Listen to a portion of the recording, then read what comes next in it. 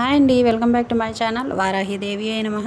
ఇప్పుడు మనం వారాహి గుప్త నవరాత్రుల్లో వారాహి అమ్మకు పూజ చేసే విధానం తెలుసుకుందామండి. అయితే ఆషాఢం తర్వాత ఆషాఢ మాసం మొదలైన దగ్గర నుంచి కూడా అమ్మవారిని నవరాత్రులు అంటే 9 రాత్రులు అమ్మవారిని పూజిస్తారండి. వారాహి అమ్మ అనగానే ఉగ్రస్వరూపిణి కదా అని ఆలోచిస్తారు, కానీ అమ్మవారు కరుణమూర్తి అండి.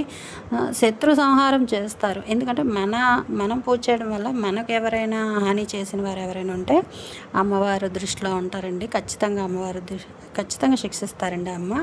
అయితే దుష్టులు శిక్షిస్తారు, పూజించిన వారిని శిక్షించరు కదండి. అందుకనే మన ఇంట్లో అమ్మవారిని తేలికగా పూజ చేసుకోవచ్చు. చెయ్యాలి అని మనసులో ఉండేటప్పుడు సంకల్పం చేసుకోండి, పర్వాలేదు. అయితే కొన్ని నియమాలు అయితే పాటించండి. ఎందుకంటే నియమాలు లేకుండా ఏ పూజ చేయకూడదు. నియమాలు కంపల్సరీ చేయాలండి, పాటించాలి. అమ్మవారిని అయితే మనం చక్కగా పూజ చేసుకోవచ్చు.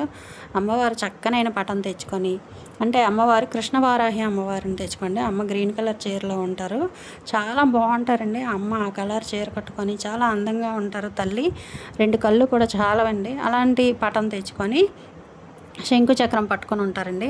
ఆ పటం అమ్మని పెట్టే స్థానం ఖచ్చితంగా తూర్పు దిశ కానీ ఉత్తర దిశ కానీ పెట్టుకోవాలండి. అంటే మనం దక్షిణం దిక్కు వైపు చూస్తూ పూజ చేయాలి.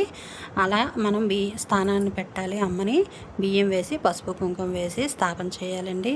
తూర్పు కానీ ఉత్తర కానీ పెట్టుకోవాలి. అమ్మవారు పూజ గుప్త నవరాత్రులు అంటారు కాబట్టి రాత్రి వేళల్లో చేసే పూజ అండి. కానీ బ్రాహ్మీ ముహూర్తంలో ఇంట్లో చేసేటప్పుడు రాత్రిపూట అవ్వదు కాబట్టి ఇంట్లో చేసేటప్పుడు బ్రాహ్మీ ముహూర్తంలో ఉదయాన్నే మనం లేచి స్నానం చేసి అమ్మవారిని అయితే ప్రతిష్ఠించుకొని అమ్మవారిని పూజ చేసుకోవచ్చండి.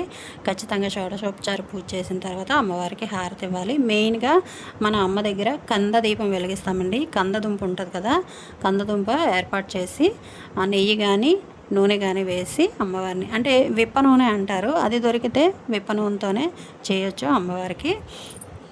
చక్కగా మన ఇంట్లో ఏ నైవేద్యం అయితే పులిహోర చేస్తే పులిహోర, లేదంటే పెరుగన్నం, లేదు అంటే చూసారా పులగం అంటాం కదా, పెసరపప్పు వేసి తాలింపు పెడతారు. పులగం పెట్టినా సరే నైవేద్యం చాలండి. అమ్మవారు ప్రీతికరమైంది. దానిమ్మ పెట్టచ్చు, అరటిపళ్ళు నైవేద్యం పెట్టచ్చు. లేదు ఏమీ లేదు అంటే బెల్లం నైవేద్యంగా పెట్టి తాంబూలం సమర్పించి అమ్మవారికి పూజ అయితే చక్కగా చేసుకోవచ్చండి.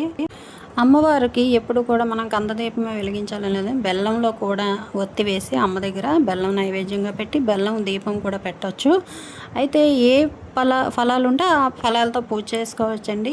ఫలానాది ఉండాలి అని ఏం లేదు, పూజ చేయాలనే ఆలోచన ఉండేటప్పుడు చేసుకోవచ్చు, ఏం పర్వాలేదు. అందరూ అన్నీ పెడుతున్నారు నేనేం పెట్టలేదు అని ఇప్పుడు కూడా అనుకోవద్దండి మనసులోనే. అమ్మవారి దగ్గర ధ్యానం ఇంపార్టెంట్. అమ్మ మీద మనం భక్తి శ్రద్ధలతో ఉన్నామో లేదా అదే చూసుకోండి. ఎప్పుడు కూడా అది పెట్టారు ఇది పెట్టారని ఎవరితో పోల్చుకోవద్దు.